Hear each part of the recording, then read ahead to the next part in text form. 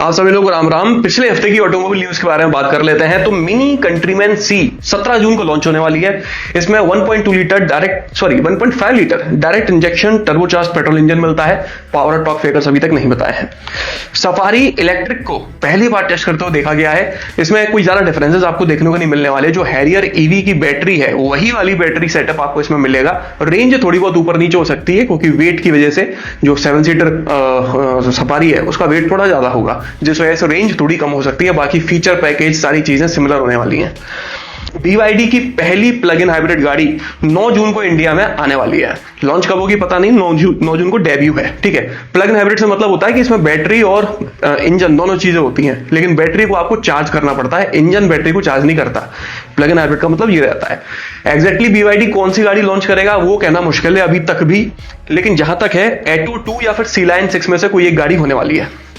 टाटा अविन्या का नाम आपने सुना होगा। अविन्या कोई एक गाड़ी नहीं है, अविन्या है एक पूरी प्रीमियम इलेक्ट्रिक व्हीकल्स की सीरीज है। ठीक है, तो अविन्या जो लॉन्च होने वाली थी वो पहले जैगुआर का EMA प्लेटफॉर्म यूज करने वाले थे। इस प्लेटफॉर्म को यूज करना इन्होंने कैंसिल कर दिया है। उसके पीछे का कारण है कि इस प्लेटफॉर्म को यूज करने की वजह से 2 दिक्कतें आ रही थी। पहली तो प्रोडक्शन लेट हो रहा था, दूसरी गाड़ी की प्राइसिंग बहुत ज्यादा ऊपर जा रही थी, जिस वजह से गाड़ी उतनी ज्यादा प्रीमियम मैंने नहीं बनानी टाटा वालों को कि भाई अनाप शनाप महंगी मिले। इसलिए इन्होंने फैसला लिया है कि चेरी और जैगुआर को नाम तो आपने सुना होगा। चेरी एक चाइनीज कंपनी है। चेरी और जैगुआर ने मिलकर फ्रीलैंडर प्लेटफॉर्म बनाया है फ्रीलैंडर के लिए। वो प्लेटफॉर्म टाटा वाले यूज करने वाले हैं अपने अविन्या सीरीज में। तो अविन्या X शायद सबसे पहले लॉन्च हो सकती है 2027 में। तो अविन्या सीरीज की कोई एक गाड़ी आने वाली है। ये मैं अंदाजा नहीं बोल रहा हूं, टाटा के ऑफिशियल्स ने बताया है। नेक्स्ट जनरेशन ऑडी Q7 को टीज किया गया है। इसी महीने इसको डेब्यू भी कर दिया जाएगा। इसमें कुछ नई चीजें मिलने वाली है। पहले से बड़ी होगी, 3 स्क्रीन मिलेंगी अंदर, पैनोरामिक सनरूफ होगी, एम्बिएंट लाइटिंग होगी, माइल्ड हाइब्रिड टेक्नोलॉजी या फिर प्लग इन हाइब्रिड भी आपको इसमें देखने को मिल सकता है। रोल्स रॉयस ने अपने स्पेक्टर सीरीज 2 को डेब्यू कर दिया है। इसमें पहले से ज्यादा रेंज मिलने लगी है और पहले से ज्यादा पावर मिलने लगी है। 2 मॉडल मिलते हैं इसमें, एक है स्टैंडर्ड स्पेक्टर और दूसरी है ब्लैक बैच। दोनों में 628 629 किलोमीटर के आसपास रेंज मिलती है, जो कि पहले से ज्यादा है, और पावर भी पहले से ज्यादा इंक्रीज कर दी गई है। लगभग 4 साल के बाद इसको अपडेट किया गया है। और आगे बढ़ते हैं तो भाई सिट्रन EC3 का फेसलिफ्ट को टीज किया गया है। आने वाले दिनों में जल्दी लॉन्च हो जाएगी, क्योंकि सिट्रन वाले ज्यादा तामझाम नहीं करते हैं, टीज करते हैं, कभी मौका देख के लॉन्च कर देते हैं। मारुति वालों ने वैगनार के फ्लैक्स फ्यूल को रिवील कर दिया है। उसका वर्जन आप देख सकते हो, कुछ अलग नहीं है, सिर्फ इंजन का सेटअप अलग है, बाकी सब कुछ वैगनार जैसा ही है। माइलेज कितना देगी नहीं बताया गया है। कितने प्राइसेस में लॉन्च किया जाएगा नहीं बताया गया है। पावर कितना देगी, टॉर्क कितना देगी नहीं बताया गया है, सिर्फ रिवील कर दिया गया है। इसी के साथ में E85 पेट्रोल को भी लॉन्च कर दिया गया है 82 रुपीज में।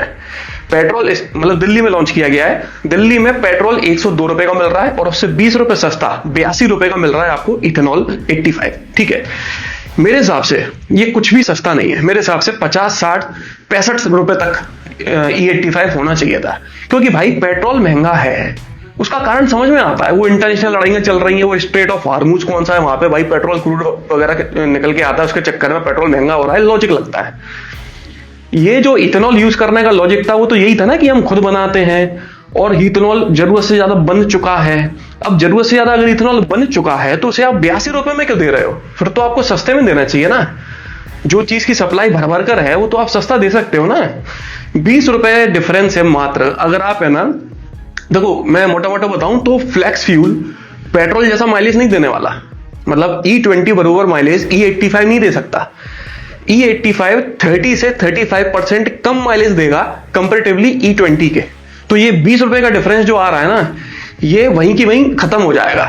मेरा कहने का मतलब है कि अगर आप कैलकुलेट करोगे तो आपको ये वैगनार फ्लैक्स फ्यूल वाली पर किलोमीटर ज्यादा महंगी पड़ेगी कंपैरेटिवली नॉर्मल E20 वैगनार से। मेरा कहने का मतलब ये है। तो भाई कस्टमर क्यों खरीदेगा? इसलिए इन लोगों ने है ना इस वैगनार फ्लैक्स फ्यूल को अभी सिर्फ कॉमर्शियल पर्पस के लिए लॉन्च करा है, और सही किया भाई। कॉमर्शियल वाले शायद खरीद लें एक आध बार, वरना मुझे नहीं लगता कोई प्राइवेट ऐसे खरीदेगा। और दूसरा पावर टॉर्क का नहीं पता, क्या पता 4-5 लोग बैठा के सामान भर के ये कहीं पुल पर चढ़ ही ना पाए। कुछ बताओ तो सही। मारुति वाले ऐसा कभी करते ही नहीं है कि गाड़ी लॉन्च करें और माइलेज ना बताएं। माइलेज तो उनकी USP होती है भाई, सबसे पहले माइलेज बताते हैं, इतना बड़ा करके माइलेज नहीं बताया, कमाल है। फिर आगे बढ़ते हैं। मैसेराटी 3 गाड़ियों को 18 जून को अनवील करने वाला है। एक है ग्रैंड टूरिज्मो, ग्रैंड कैब्रियो और ग्रीकेल। ये 3 गाड़ियां इकट्ठी अनवील होने वाली है। टोयोटा ने इनोवा क्रिस्टा के फेसलिफ्ट को लॉन्च कर दिया है। 19.72 लाख रुपए से शुरू होकर ये 26.63 लाख रुपए तक मिलता है 7 सीटर और 8 सीटर में। देखो, कहने को ये फेसलिफ्ट है, बहुत हल्का फुल्का अपडेट है। आमतौर पे होता नहीं, हम गाड़ी खरीदते हैं और किसी एसेसरी वाले के पास अगले दिन ले जाते हैं और हल्का फुल्का कहीं यहाँ क्रोम लगवा देते हैं, कहीं प्रोटेक्शन के लिए कुछ लगवा देते हैं, कहीं सीट कवर डलवा देते हैं। बस वही इनने डाल डूल के उसको फेसलिफ्ट कह दिया है। कोई फेसलिफ्ट नहीं है भाई, वो आगे की ग्रिल को हल्का सा रिवाइज किया गया है।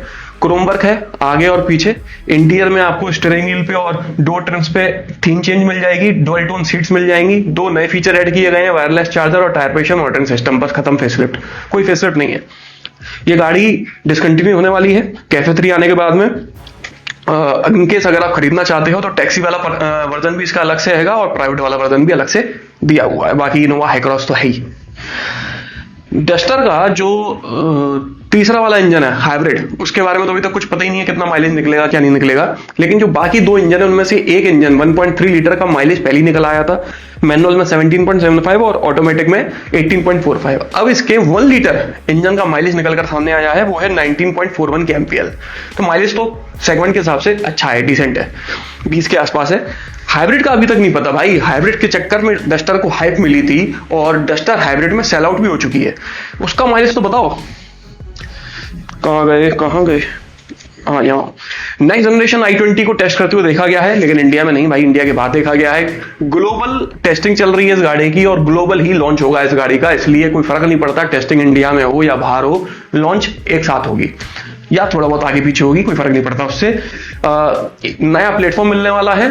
जो एलईडी डीआरएल्स जो देखने को मिल रही हैं, मेरे ख्याल में शायद मैंने ये डीआरएल्स कहीं तो देखी हैं, मुझे याद नहीं आ रहा है, किसी प्रीमियम गाड़ी में देखी है इस तरह की डीआरएल्स।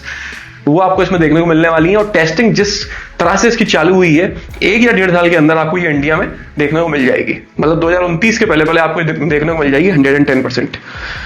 इसी के साथ में हुंडई बेयोन की टेस्टिंग भी चालू हो गई है। चालू तो बहुत पहले हुई थी, वापस से टेस्ट करते देखा गया है कोरिया में। ठीक है, ये गाड़ी भी इंडिया आने वाली है और 2029 के पहले ही आ जाएगी। ये कोई प्रीमियम एसयूवी नहीं है, ये वेन्यू और क्रेटा के बीच में लॉन्च की जाएगी। चलेगी नहीं पता, लेकिन उसके बीच में आएगी। पेट्रोल में आएगी, हाइब्रिड टेक्नोलॉजी देखने को मिल सकती है। इसका जो इंटीरियर होगा ना बेयोन का और नेक्स्ट जनरेशन i20 का, काफी हद तक सिमिलर होने वाला है दोनों का इंटीरियर। JSW MG ने 1000 EV चार्जर्स को इंस्टॉल किया है ऑल ओवर इंडिया के सिटीज में। हाईवेज पर इंस्टॉल नहीं करा है, सिटी में जो होटल्स हैं, कैफे हैं, मॉल हैं, वहां पर इनको इंस्टॉल किया गया है। ठीक है, 470 लोकेशंस पे। और साथ ही में MG वाले आने वाले 1 साल में 3 गाड़ियां लॉन्च करने वाले हैं, जिनमें से 1 प्लग इन हाइब्रिड होगी और 2 होंगी इलेक्ट्रिक। विनफास्ट ने अपनी टैक्सी सर्विस चालू कर दी है। लीमो ग्रीन EV SUV इसमें मिलती है, जिसमें लगभग 60.13 किलोवाट की बैटरी है, 517 किलोमीटर की रेंज मिलती है। ट्रेन जो ड्राइवर्स हैं, ठीक है, तो as a taxi purpose complete Delhi NCR में तो नहीं, लेकिन दिल्ली NCR के जितनी भी पॉपुलर लोकेशन है वहां पर आपको ये सर्विस देखने को मिल जाएगी। तो अगर आप दिल्ली NCR में रहते हो तो भाई यूज करना, बताना क्या अलग है इसमें बाकी सर्विसेज से।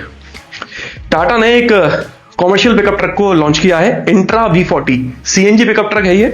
इसमें 110 लीटर का CNG टैंक मिलता है, मतलब साइज के हिसाब से अच्छा खासा बड़ा है। बार बार आपको फ्यूल पंप के चक्कर लगाने नहीं पड़ेंगे। 1525 किलोग्राम की पेलोड कैपेसिटी है, सेगमेंट के हिसाब से काफी अच्छी है। 1.2 लीटर 58 bhp और 106 Nm का टॉर्क इसमें मिलता है।